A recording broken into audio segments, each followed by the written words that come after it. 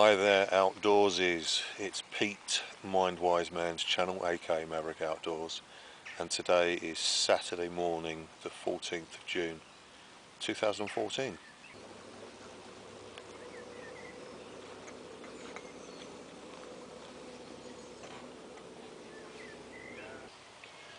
I set out in the canoe yesterday evening, the official night of a full moon, so I was hoping to get some brightness, which I did. But I originally was going to take this little backwater and camp out overnight down this little small stream.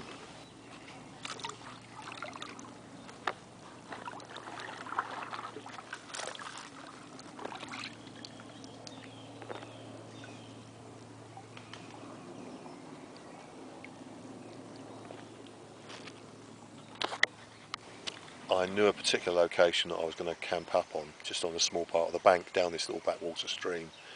But as I approached and left the main stretch of the Thames to go down that backwater, as I was going underneath the footbridge, which goes across the water, there was a little sign hanging which I've not seen before, and it was to notify canoeists that there's fishermen, which I knew anyway. It's a very popular little quiet small stream that fishermen actually go, and this particular sign said no stopping on the banks, no mooring up, etc.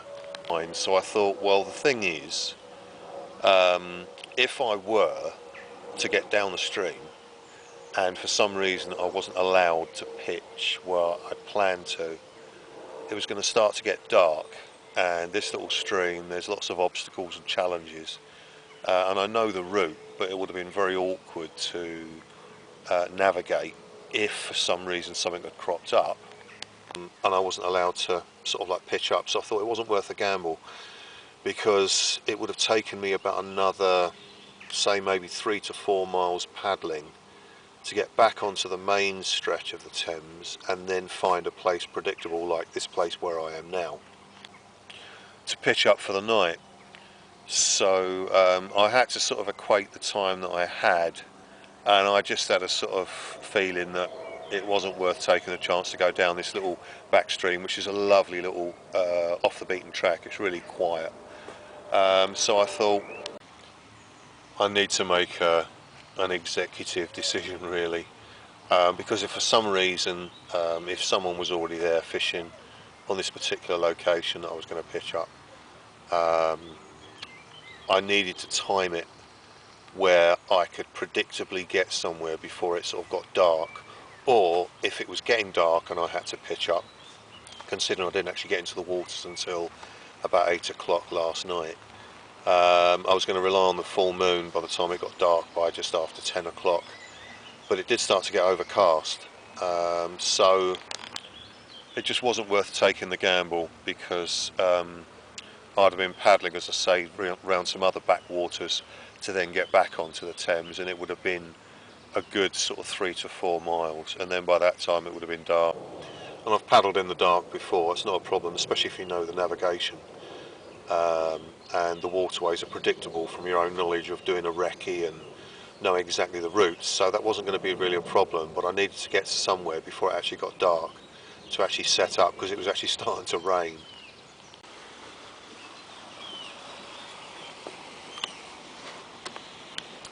Hence where I am now, being welcomed in the morning by loads of launches going by, which is nice to see life on the river. So I did a U-turn, came back out of the backwater, back onto the main stretch of the Thames.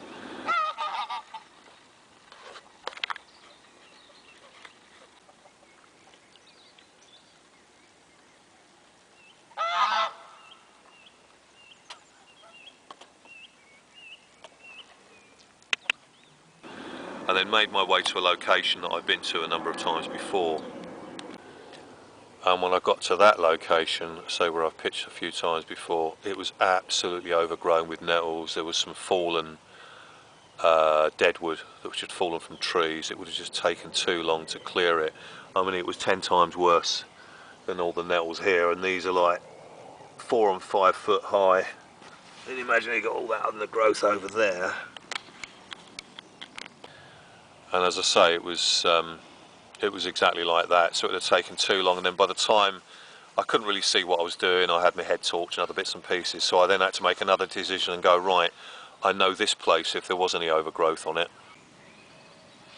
I could clear it back. And plus as well, this ground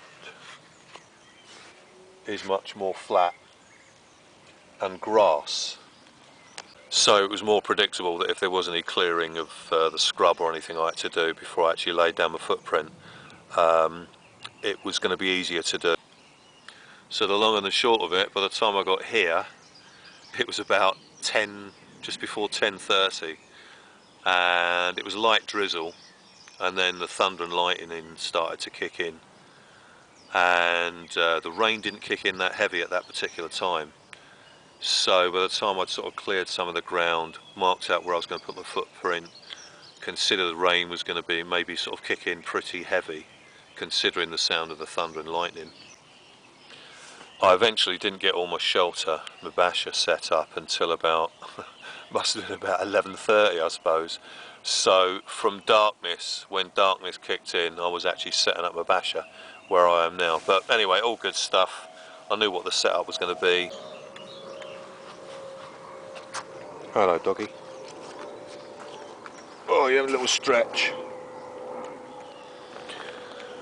And what did concern me, I know since Akasha's sort of health scare she had at the beginning of the year, her hearing leaves a little bit to be desired, and she went wandering off, and I sort of called her and did my sign, my audible sign for her to come back. And she was a bit slow in responding, so I thought I didn't want to take the chance of going into somewhere to pitch that was really overgrown. She goes wandering off somewhere and I lose her, even though she can't maybe go that far. If she gets lost and disorientated, which she did a little bit when I went on to the second place I was going to pitch, it was absolutely overgrown, so I thought it just wasn't worth taking the chance. Alright, doggy. Yeah. So to be fair, on little safari camping canoe dog, it was good for her as well to come to a place like this, which is more open. I can see where she is, so it's just something else to consider. But I'm going to make something to eat in a moment and get the old Coleman 533 on the go, make a cooked breakfast and a brew. Yeah. Oh. Yeah. You're a little. You give me some chin wag. Are you speaking to me? Yeah. Are you rising for the day? Are you? But what I'll do now is I'll rewind you back to the weather conditions last night.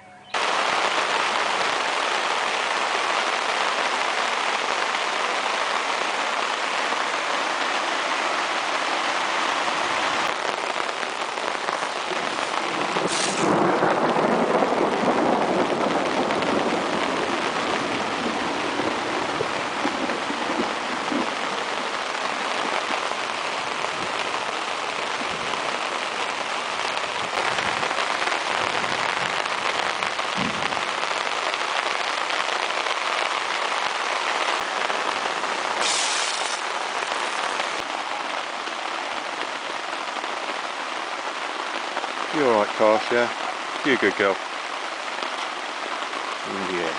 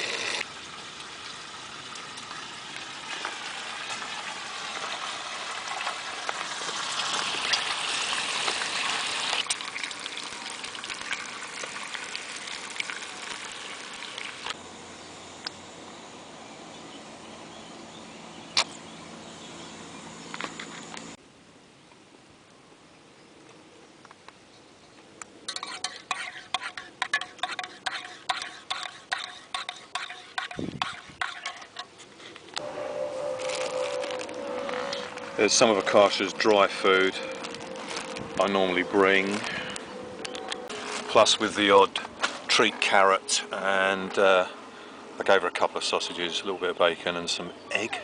So she's had her treat breakfast, haven't you? Did you have your treat breakfast? Did you have your treat dinner? Yeah? Is that good? Yeah!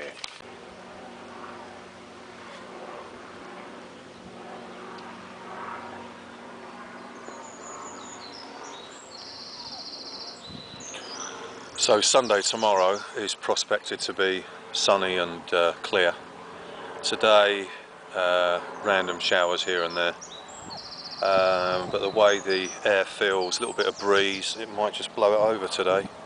And we might just get a few light showers, but nothing heavy, so fingers crossed. Anyway, so here's a tarp setup. Ridgeline poles, one either end. And then just fasten the lean-to down edge, 3-point. Separated the paddles at the midpoint and put one there and one over there. Found that piece of wood, which you've already seen, just to brace that up a bit so there's a bit more fall. I could collect water there if I wanted it, but I brought 8 litres with me. As you can see, just there. Could have filtered it, millbank bagged it, but I just didn't want to. I just wanted to have the water with me. Got the canoe, so could bring it with me, so that was absolutely fine. But you notice here, I've got the camo net. And because I didn't want to actually lower the profile and sort of bring the ridgeline down and take those away and then just have it as a A shape, there wasn't really any breeze, and if there was, it was only just this head end. So what I did, I decided to put the camo net in, as you can see, just draped over. Obviously it's got holes in it, but it just, and when it wasn't even blowing like that, it was just dead straight. So anything that came through, this actually screened off any water that would have come in from this edge. So it's the same principle as a sleep sheet. If you're in a hammock and you've got the hammock there and you've got the A shape, then blocking either end from the weathers, the elements, you'd have a triangular sleep sheet just to block the triangular A shape either end, head and foot end. But believe it or not, that did the job. And if there was any little speck, it might have just come in this way. But as I say, there was no breeze last night, so it was just the fact the trajectory of the rain when it came down, because the profile was high, you know, you're going to get it in anyway, just by default of having the profile high in the first place.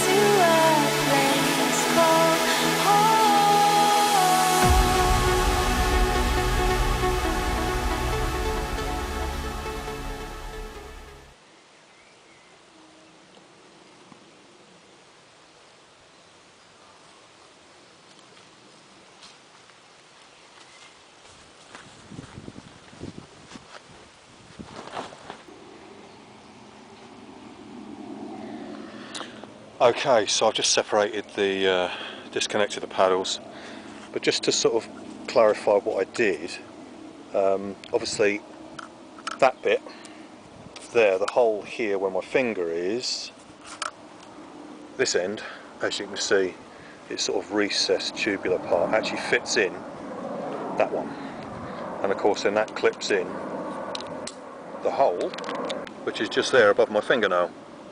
So of course disconnected them and then aligned the hole of the tarp with a tent peg, and that's strong enough to hold it because obviously it's inserted in there, so it's the same both ends to give me more head space and just make it more convenient for space to sort of work and do stuff underneath. And what I've done now is I've put the canoe over here, and so it's ready for tomorrow. The sun is obviously going to come this way into me here because it's sort of south facing coming across, so when the sun rises I'll be up by then. But of course this is black, it's not going to reflect the heat. Normally find I don't have to deflate the I-beam floor, it's just the side chambers, the left and right side tend to be more vulnerable, so I've actually let some air out so it's quite soft.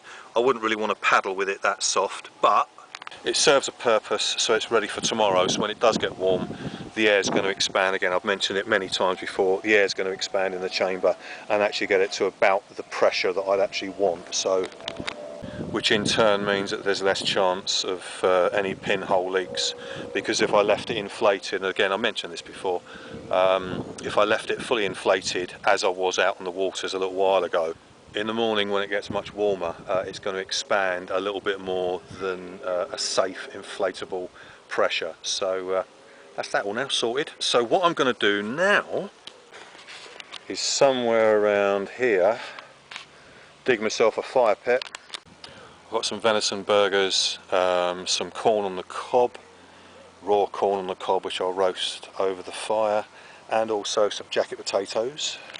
So I've got a good 3 hours daylight. By 10 o'clock it's going to start to get dusky, but not being too overcast here, it's going to stay much lighter, much more than what it would have been if I'd have gone to my second choice to pitch up last night. I'd have been putting things up in the dark, and as you can see there's more spaces here to allow any light to come through even at night time, so it's a much more practical position. Main aspects of why I ended up here, as I mentioned earlier. Right, anyway, I'm going to crack on, get the fire pit going, and but just another thing, just looking at these nettles, I mean, I said they're about 4 or 5 foot, they're 6, 7 and 8 foot high over here.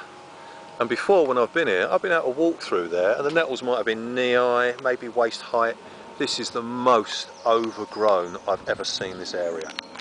And there are some nice places sort of further over that direction, more inland, away from the riverbank, which would be really good to sort of set up your basher if you wanted to sort of walk in somewhere a little bit more secluded. But it's a mission to get in there, believe me. There's nettles all over the place. It's only on the edge of the bank that's sort of been trodden down, or there's not really much growth. But you know, with all that rain and flooding that we had in the UK from the end of last year to sort of early spring this year, it's obviously really sort of nutrified the earth for everything just to overgrow. So yes, plenty of cordage there if you want it. Nettle tea, nettle soup, or sting in your legs like it has me a few times.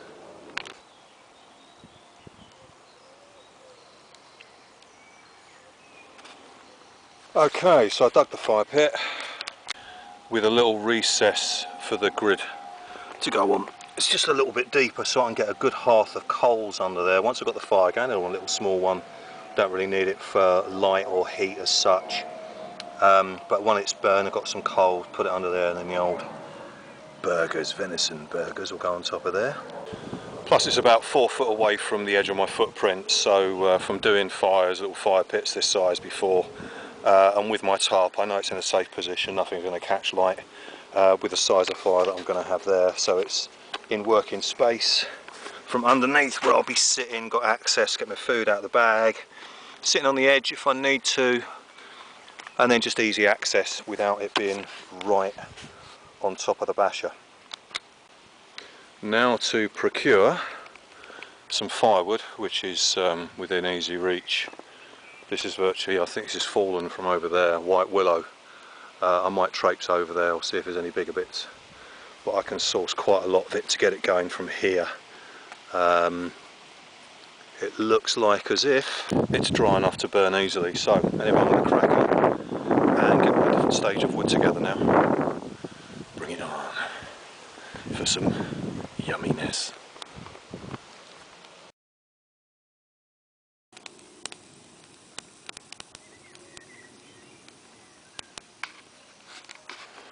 Okay, so as you can see I've got the fire on the go. Basically just a real easy start, nothing too sort of crafty as such, just more prepper style really.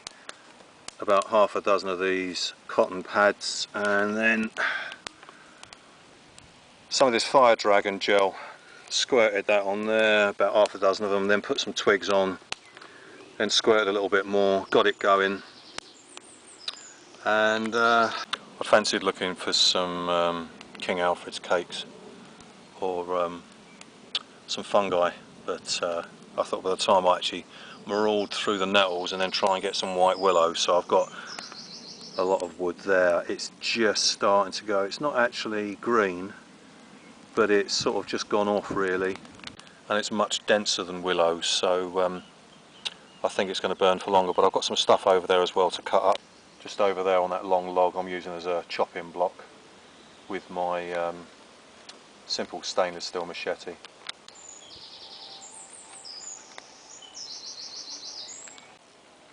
Right, I'll get some second and third stage wood on there, and it'd be nice to get this fire going anyway, so it's not going to be that chilly tonight I don't think, although I think it'll be a bit milder than what it was last night as far as temperature is concerned, so I don't really need the fire for warmth. It'd be nice if I do later on, but it's just nice to get some cooking done on the old fire pit.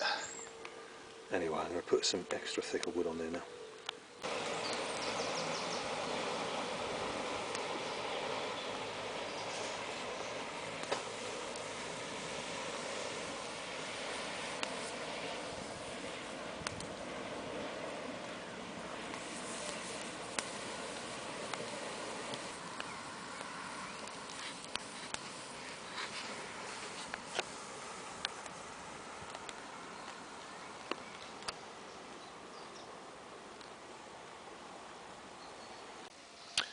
Personally, I don't really like aluminium foil, but just now and again outdoors it's really convenient.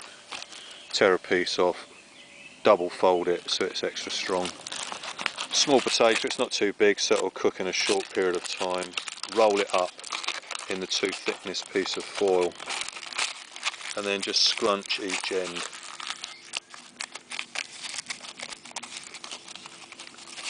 Rather than folding it over, because otherwise it's easier to sort of tear.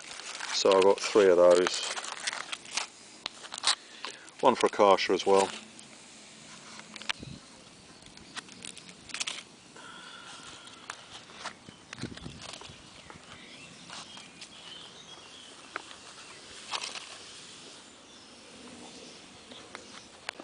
And then the main aspect is when you see more coals with less flame get established, then just move the coals and the bigger embers.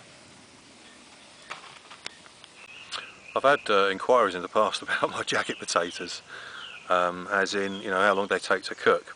Basically it's, you know, however big they are, and getting to know your type of fire you're going to use in the fire pit, and you sort of like gauge it really. It's anything from 45 minutes to maybe an hour for a big potato, maybe nearly the size of your fist.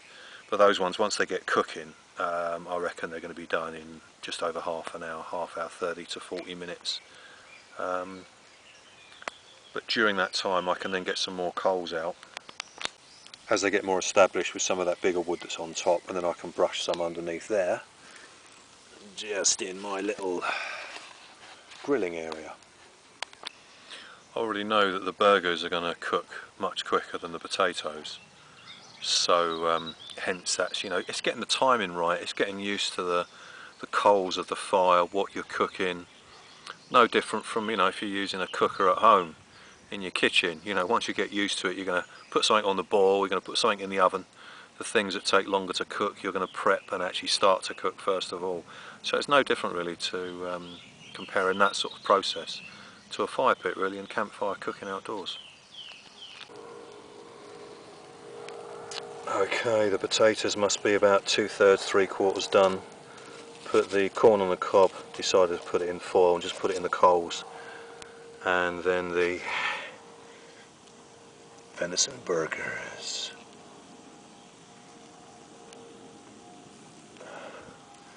Cooking nicely, just slowly, gently, so they don't burn, but they keep their moisture. Oh, Saturday night yumminess.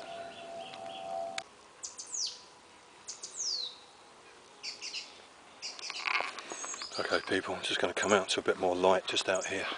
It's getting a bit dusky now, so the camera doesn't really pick it up very well, but there we go. Corn on the cob, jacket potatoes underneath there, 2 venison burgers, and some birds tweeting in the background, somewhere up there.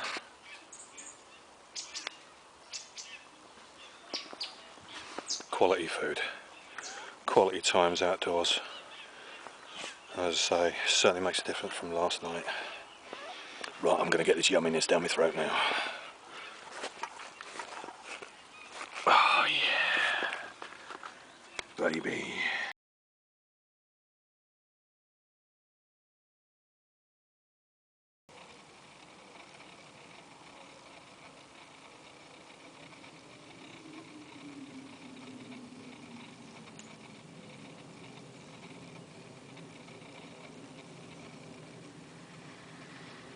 Okay, it's just gone 10:30. Just had the food, it was really nice. Decided to keep the fire going just for a nice bit of ambient comfort really. Just have the live flames in the background. I'm going to make myself a brew in a moment. But you're not really going to be able to appreciate this. I'm going to try and do a close-up. Here's a big tree. I don't know if you're actually going to catch that. Might get some of the leaves, I don't think, but oh yeah, we go. So I'm doing a close-up here. But as I look out onto the water on my foot end of my basher, that orange dot is the moon. It's obviously on the wane now, because last night was supposed to be the full moon. But it's orange. Absolutely fantastic. I really wish this camera could do it justice. I just wanted to share the experience, just to sort of... So it's been a real cross-section of weather all over the weekend. From that lightning, the storm, to now the sky is reasonably clear. Just a little bit of cloud here and there, the odd plane passing over. The sound of the waterfowl, geese. There's something chirping in the background, I don't know what it is, I've never heard it before. But it's just that orange moon. Just wish this camera could do it justice, because it's absolutely fantastic. It's like someone's got an orange, thrown it up in the air, and it's defied gravity. Oh well, that's being outdoors for you.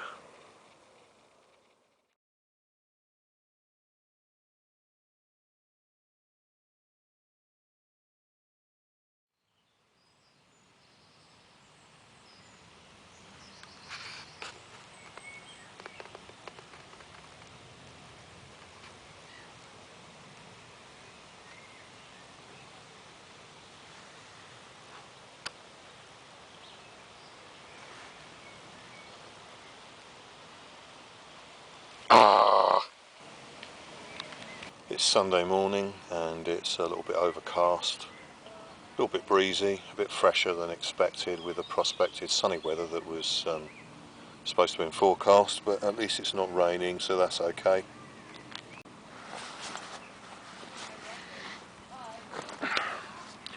So the past 2 nights all I've slept in is just my shorts under the open sleeping bag.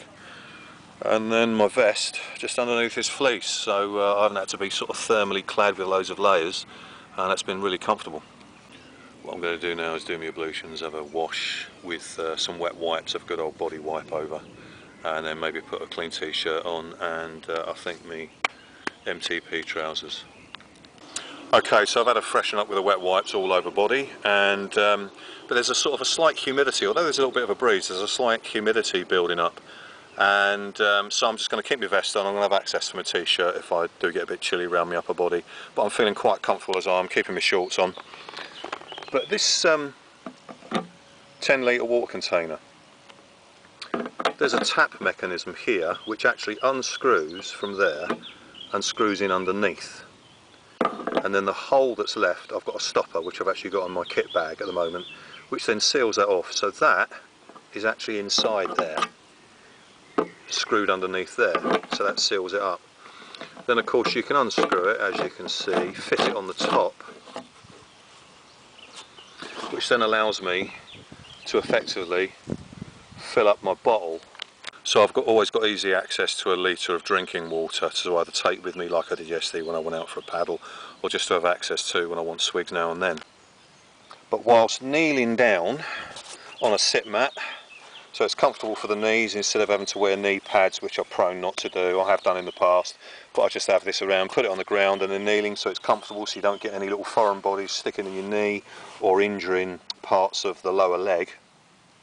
So as I do kneel on that, just being careful on cross-contamination. Alright, so your hands can look clean, but I always keep my fingers away from any screw threads, so when I'm doing that up I don't sort of clamber my hands all round the drinking end. I always keep my fingers, regardless of how clean I think they are, away from any of the screw threads, the same as this here.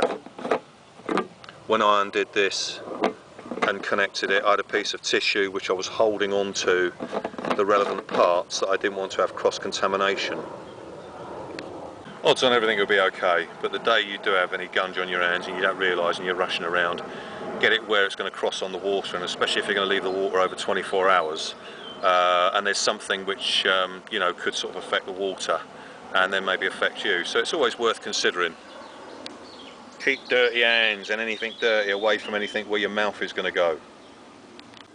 It's been quite a hive of activity around here the past couple of days. A couple of narrow boats just went by, caught a glimpse of me through that gap, obviously saw the canoe that I've now moved there, and bibbed their little horn, beep, beep, and went floating by, all of them, 4 people waving. That's the thing you find with people that are normally on the rivers a lot, or are riverboat dwellers in their narrow boats, long boats. If they see anyone on the waterways and they see that you're getting involved in the environment, basically, they'll always give you a nod, a wave and a smile, always making contact. But the day trippers, I think it's all a little bit too much for them to take in, and they're sort of keeping their attention on where they're steering with their boats. But yeah, it's been quite busy. I just had 2 teenagers just walk past through my space, sort of went drifting past, over to the edge there, had a look at the water, nearly tripped over my guy line there, actually tripped up on that one. And they're with their family about 50, 100 metres up on the side there. They've just moored up their launch this morning, and obviously the kids are quite rightly having a look around, but I didn't want them to be worried with the rest of the family and parents thinking I'm the wild man of Borneo or something, you know. But I am the man that lives in the bushes and the trees and on the riverbanks when I can. All good stuff. And one of the teenage girls went, "Oh, that dog camo coat is so cool," as Karsh went up wagging her tail, sniffing round them. Okay, it's brunch time. Got 3 of these, split them in half. They're sort of like pita breads, but they're not. They're called bread thins, and they're actually got multi-seed and flavoured also with olive oil. So I've got 3 of those, so that means it gives me 6 slices. So to toast on there. Got some chopped ham, I'll slice that up and fry it. 2 eggs and some beans, and that's going to be my breakfast.